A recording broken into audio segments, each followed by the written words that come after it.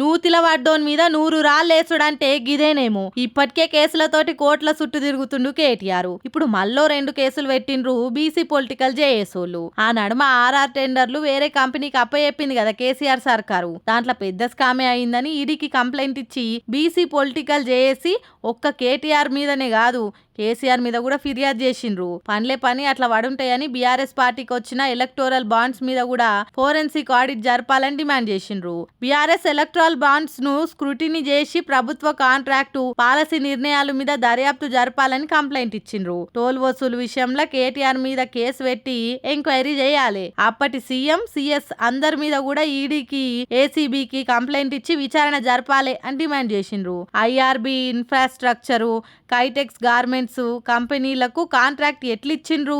25 కోట్ల రూపాయల electoral bonds BRS పార్టీకి ఇచ్చింది కాబట్టి ఐఆర్బీ కూడా ఓఆర్ఆర్ మెయింటెనెన్స్ ఇచ్చింది. క్విట్ ప్రోకో చాలా స్పష్టంగా కనబడుతుంది. దీని మీద విచారణ చేయాలి.